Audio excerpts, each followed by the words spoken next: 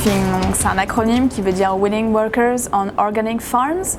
Donc ça a été créé dans les années 70 en Angleterre et le principe c'est donc par définition de faire un peu de travail bénévole, donc entre 4 et 6 heures par jour à peu près, dans des fermes organiques, des fermes bio, en échange du gîte et du couvert. J'ai eu envie de faire du woofing. La première raison, c'est parce que ça te permet de garder un petit peu, d'économiser tes sous.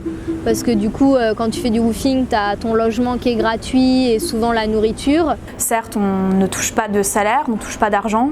Mais d'un autre côté, on n'a pas de dépenses. Ça m'a appris des choses que j'aurais jamais faites en France et qu'au final je connaissais pas du tout. Ça permet vraiment d'être dans la culture australienne, de rencontrer de nouvelles personnes et pas que d'être avec des backpackers et de faire la fête tout le temps. Puis moi je trouvais que ça faisait aussi partie de mon voyage. Il y a 2 différents sites, il y a soit on peut faire du LPX ou du woofing. Donc la différence c'est que le LPX c'est juste un site en ligne où il suffit de s'inscrire, ça coûte 20 € ou même 20 $ si on est déjà en Australie pour 2 ans. Et alors que le woofing, c'est un livre qu'il faut acheter, ça coûte 70 $ je crois. Où tu as toutes les adresses des personnes qui font du woofing et qui ont besoin de main d'œuvre. Donc il y a leur contact à chaque fois, un descriptif de ce qu'ils font, de ce qu'ils demandent comme travail. Pour moi, la plus grande différence, c'est que le LPIC, c'est plus de l'assistanat, aller dans des familles, aider pour le ménage, la cuisine, avec les enfants, alors que le woofing, c'est plus dans les fermes, faire du picking, des choses comme ça. J'ai surtout trouvé une hôte qui préparait en fait des produits artisanaux locaux, gourmets on va dire, qu'elle revendait ensuite sur le marché à Hobart. J'en ai fait 4 en famille et ce que j'ai fait c'était principalement les aider avec les enfants, le ménage, faire à manger, un peu de jardinage. J'ai fait de la cueillette d'avocats, de légumes. Et un dans un hôtel sur les Whitsunday Islands, mais c'était refaire les chambres, des choses comme ça.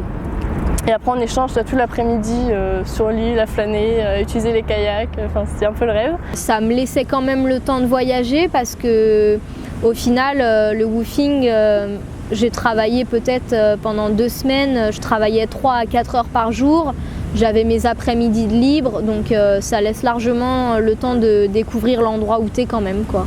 Au niveau du woofing, les qualités, je pense, c'est d'essayer quand même de s'organiser un petit peu à l'avance. Ça dépend d'où on est, mais certains autres sont sollicités parfois plusieurs mois à l'avance. Il faut être avenant, souriant. Être ouvert à une autre culture, à tester des nouvelles choses, la nourriture par exemple. Mais non, faut être ouvert d'esprit et s'adapter au mode de vie australien, qui se lève très tôt en général. Il ne faut pas hésiter à être un peu souple.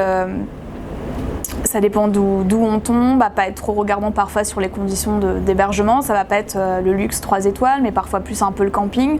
Mais ça fait aussi partie de l'expérience, ça fait partie du fun. C'était mieux qu'on ait notre propre véhicule parce que souvent c'est un petit peu reculé dans des fermes qui sont pas forcément à côté des centres-villes, etc. Donc si t'as pas de voiture, forcément, t'es dans la ferme et puis tu peux pas bouger, tu peux pas aller faire tes courses, tu peux pas visiter, donc c'est un peu plus contraignant. Au niveau de l'anglais, j'ai pas l'impression que ça requiert un niveau d'anglais spécialement important. Après, c'est quand même toujours plus sympa quand on arrive à échanger avec les autres et puis surtout partager les repas, partager les conversations.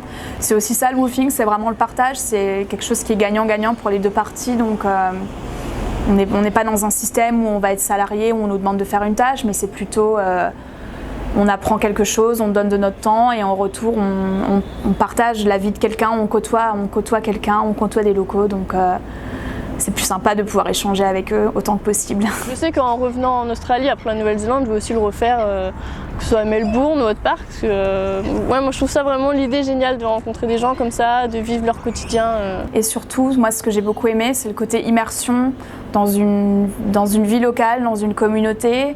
Pendant un moment, on n'est plus juste un touriste, on n'est plus juste un voyageur, mais on fait vraiment partie d'une famille, d'une communauté et c'est une expérience différente. Donc c'est super le woofing. Les magasins tels que Kmart, Target, tu peux vraiment acheter tout le matos de camping pour pas cher. Pour d'autres fruits, il faut prendre une pince pour couper la tige et après il faut les mettre dans le sac.